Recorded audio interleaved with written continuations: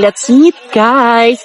The newly crowned Ginoong Santa Rosa, Anilag 2026. Please introduce yourself. So, hello everyone. I am Matthew Hernandez, 19 years old from Barangay Tagapa. Okay, so syempre ang tanong nila, what was going through your mind when you heard your name as announced as the Ginoong Santa Rosa Anilag 2026?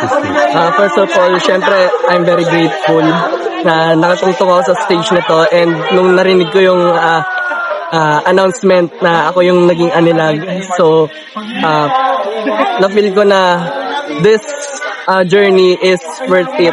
Lahat ng pagod, lahat ng hirap, puyat sa pagpa-practice ng QA, pasarela, and rehearsals and all, naging worth it po lahat-lahat. Okay, ano ang masasabi mo sa mga taong hindi naniwala sa iyo noon?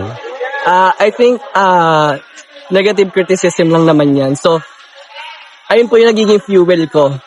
Kung sino man yung mga taong hindi naniniwala sa akin, ayun yung nagiging fuel ko para magpatuloy pa. And now, eto, nakakuha ko ng corona dahil sa inyo. Okay, last na to. Ano ang pinakamahalagang aral na natutunan mo sa pageant na to? Pinakamahalagang aral na natutunan ko dito sa pageant is yung consistency and pagtsatsaga talaga.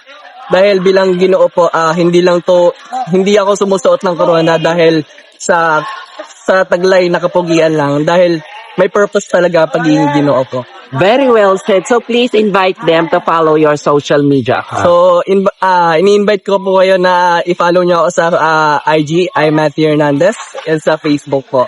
Yan Okay, again, we are proud and congratulate to you. Thank you so much po.